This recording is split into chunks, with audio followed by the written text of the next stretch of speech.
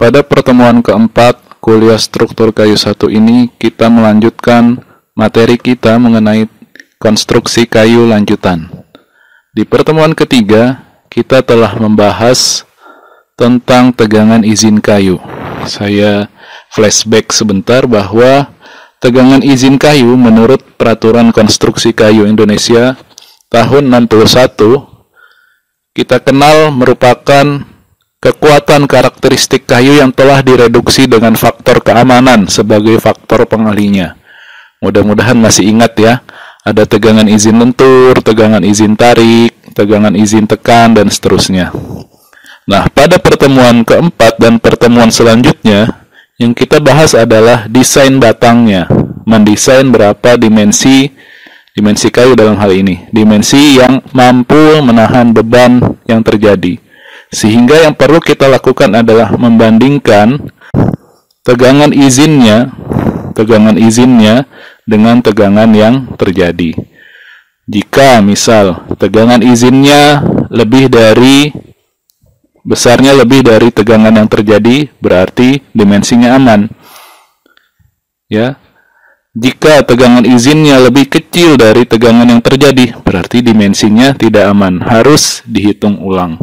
Nah, pertemuan ini dan pertemuan selanjutnya yang ingin kita bahas adalah mendesain batangnya. Pada pertemuan keempat ini, kita akan mendesain batang tarik. Sehingga yang kita lakukan adalah membandingkan tegangan izin tarik dengan tegangan tarik yang terjadi. Ya, saya ulangi lagi, yang kita lakukan pada pertemuan keempat ini adalah mendimensi batang tarik atau mendesain batang tariknya. Membandingkan tegangan izin tarik dengan tegangan tarik yang terjadi. Pertemuan kemarin kita sudah bahas bagaimana menghitung tegangan-tegangan izinnya berdasarkan acuan PKKI tahun 61. Ya, sehingga fokus kita pada pertemuan ini adalah melihat tegangan izin tariknya.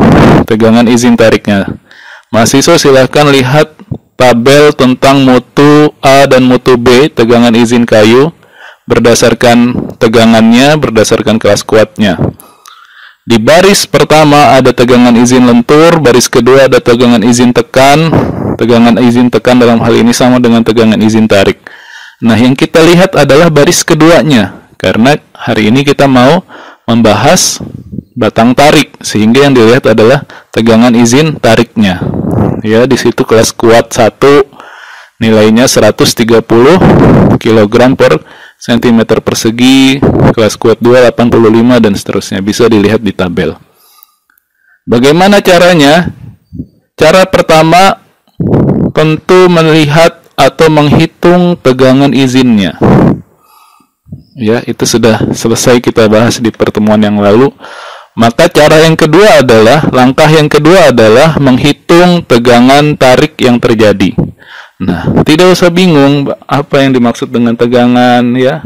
Apa itu tegangan izin? Di mata kuliah fisika, bahkan di pelajaran fisika saat SMA, kalian sudah membahas bahwa tegangan adalah besar gaya dibagi dengan luas penampang. Masih ingat ya? Tegangan sama dengan F per A. Besar gaya dibagi dengan luas penampang. Nah, sama. Dalam hal ini pun kita sama. Rumusnya sama.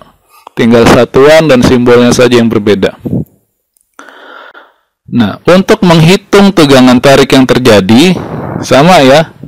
Tegangan tarik yang terjadi, P-nya, besar gaya tariknya atau beban tariknya dibagi dengan F neto, FNT di situ ya tulisannya. F neto adalah luas tampang neto. Luas tampang neto sama dengan C dikali F bruto. C di situ faktor pelemahan akibat adanya alat sambung. F bruto adalah luas tampang bruto. Nah, luas tampang bruto, misal ada kayu ukuran 2x4. Ya, ukuran kayu 2x4 cm tentu, bukan meter ya. Nah, F bruto adalah 8 cm persegi, karena 2x4 sama dengan 8. Nah, yang dimaksud dengan F neto adalah F bruto dikali faktor pelemahannya.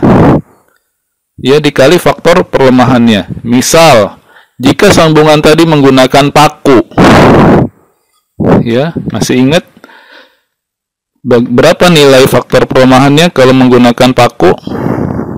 Di pertemuan yang kemarin ya, kalau menggunakan paku berarti faktor pelemahannya 10%, maka efisiensinya 90%. Ya, caranya adalah 90% dikali dengan 8 cm persegi, itulah F neto. Contoh lain, misal ya ada balok ukuran 8 kali 12. 8 kali 12.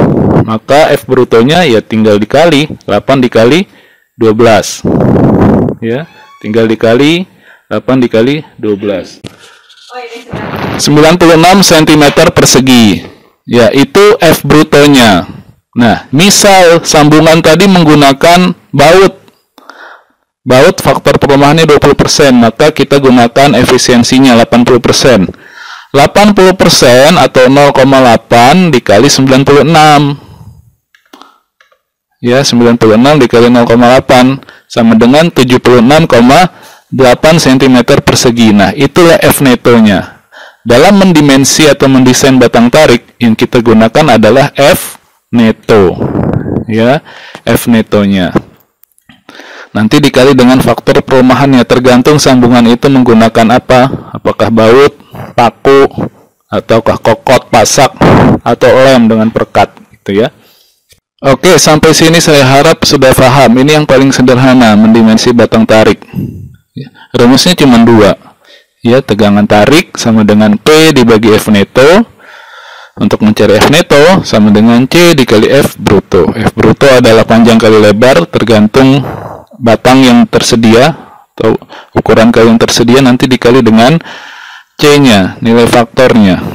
Ya. Oke, kita lanjut ke contoh soal yang pertama. Sebuah batang tarik dari kayu dengan berat jenis 0,5 menahan gaya sebesar 5 ton.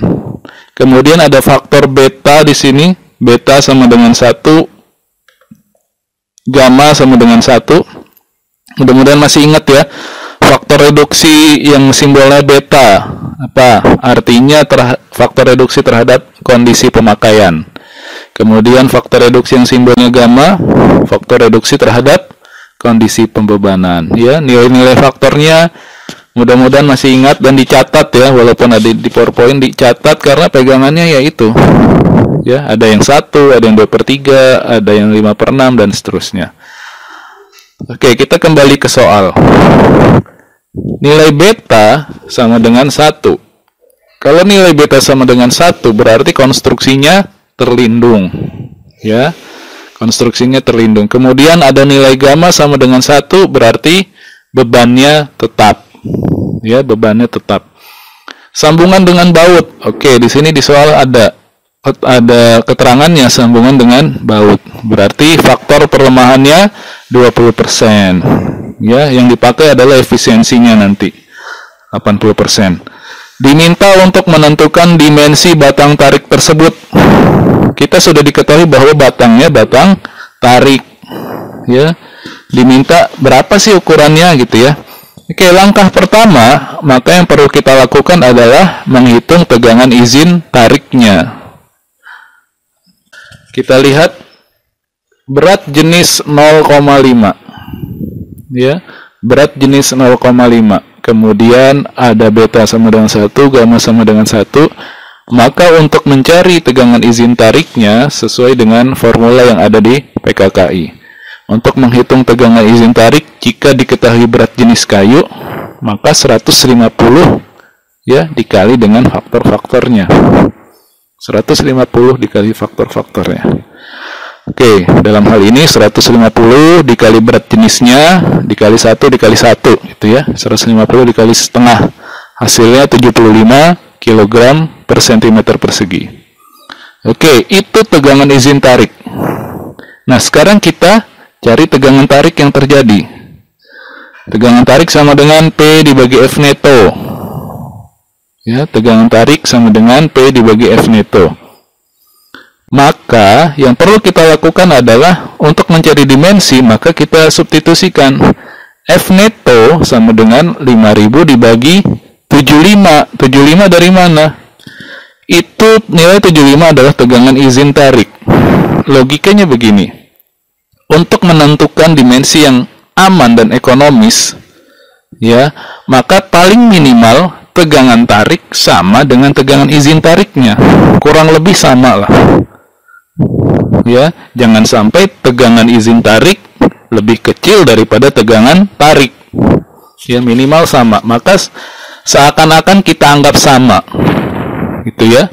Oke, 5.000 dibagi 75. Hasilnya 66,67 cm persegi.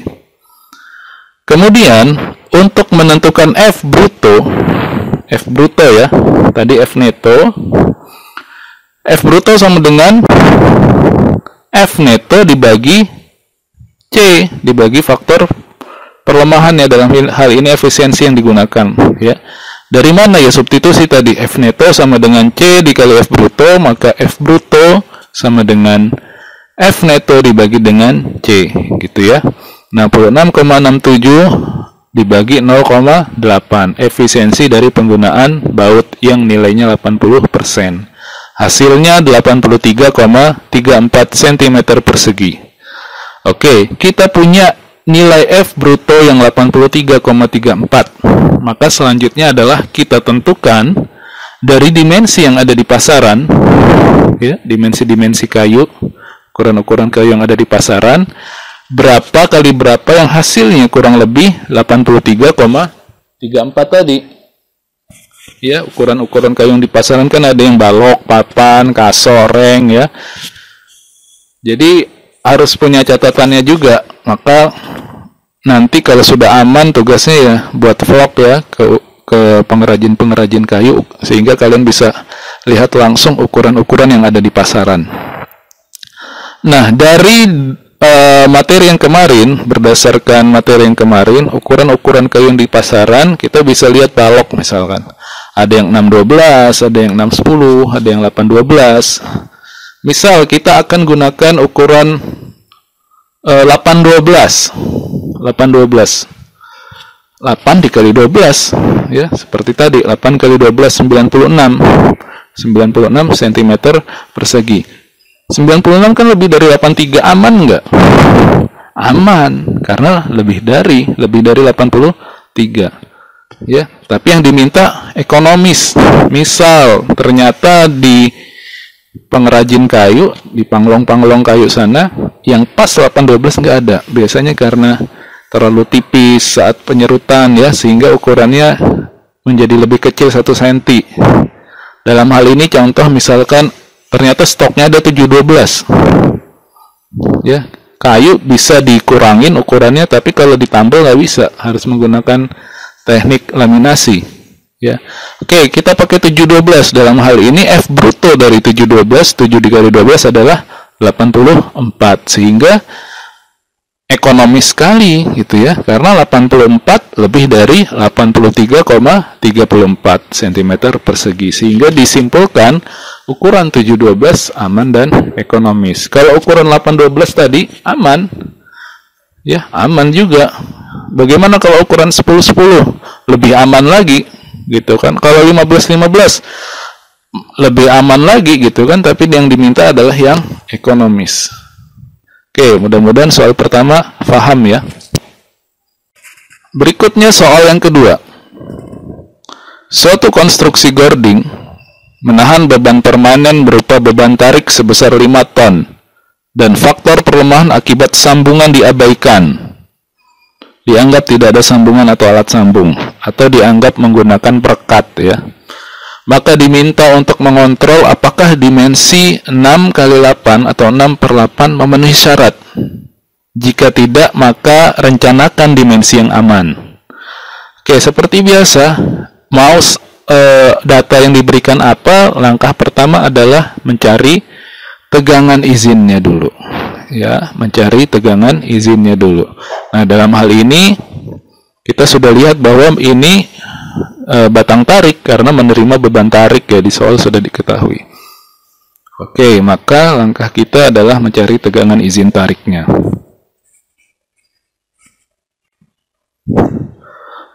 Oke, di soal telah diketahui berat jenisnya 0,6. Ya.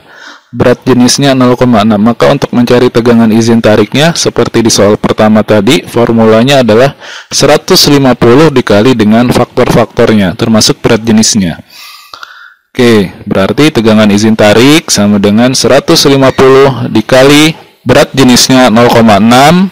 Kemudian kita lihat konstruksi Gording, berarti konstruksinya gimana? Terlindung atau tidak terlindung atau terendam air? Ya, konstruksi Gording jelas ya, konstruksi yang terlindung. Konstruksi yang terlindung sehingga betanya sama dengan 1. Kemudian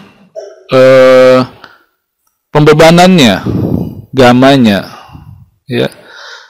Konstruksi Gording jelas pembebanannya permanen ya, atau beban tetap sehingga gamanya sama dengan 1.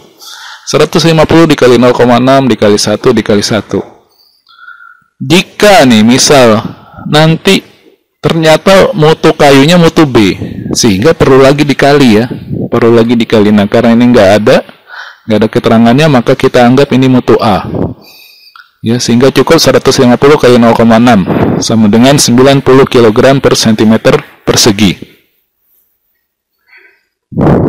Selanjutnya, langkah kedua adalah menghitung tegangan tarik yang terjadi. Tegangan tarik sama dengan P dibagi F neto. P gaya tariknya atau beban tariknya 5 ton, kita konversi menjadi kilogram, menjadi 5.000 kg, dibagi dengan F netonya. F neto sama dengan C dikali F bruto. Tapi dalam hal ini faktor perlemahan akibat sambungan diabaikan, sehingga F neto sama dengan F bruto ya. Langsung saja kita coba apakah dimensi 6 per 8. 8 kali 6 48, sehingga 5.000 dibagi 48 sama dengan 104,17 kg per cm persegi. Nah, ini kita lihat 104 itu tegangan tariknya yang terjadi lebih dari yang diizinkan ya, atau yang diizinkan lebih kecil dari yang terjadi, ya kan? Logika kita berarti dimensinya nggak bisa nih, tidak memenuhi. Maka kita carilah dimensi yang baru. Cari dimensi yang baru. Nah, bagaimana mencari dimensi yang baru? Seperti yang sebelumnya saya jelaskan, ya, paling minimal tegangan tarik itu sama dengan tegangan izin tariknya. Paling minimal tegangan tarik yang terjadi itu sama dengan tegangan izin tariknya, ya. Jangan sampai seperti ini, tegangan tariknya lebih dari, ya, kalau itu jelas tidak memenuhi. Oke, kita cari dimensi yang baru. Maka yang perlu kita lakukan adalah menghitung F netonya. Ya, F neto, dalam hal ini F neto sama dengan F bruto ya, karena tidak ada faktor perlemahan. F neto sama dengan P dibagi tegangan izin tariknya. Ya, 5.000 dibagi dengan 90. Karena tegangan izin tariknya 90. 5.000 dibagi 90 sama dengan 55,56 cm persegi. Sehingga kita cocokkan yang ada di pasaran, ukuran kayu yang ada di pasaran. Berapa dikali berapa, yang hasilnya lebih dari 55,56. Ya. Misal kita coba ukuran 7 kali 8. Ya, ukuran 7 kali 8. Meskipun nanti di tempat pasaran belum tentu semua ada ya, ukuran 8 kali 7 atau 7 kali 8 ini. Ya, biasanya ada 5 kali 7 ya, yang umum-umum, tapi karena ini contoh soal, kalau di pasaran ya sesuaikan dengan yang ada, daripada kita harus pesan jauh-jauh hanya untuk memenuhi ukuran itu, mendingan yang ada aja. Oke, karena ini contoh soal, misal kita gunakan ukuran 7 kali 8, sehingga untuk menghitung tegangan tariknya P dibagi F neto, 5.000 dibagi 7 kali 8, 56 ya. 5.000 dibagi 56 sama dengan 89,92. Ini aman dan ekonomis sekali. Ya, 89,92 kurang dari 90 kg per cm persegi.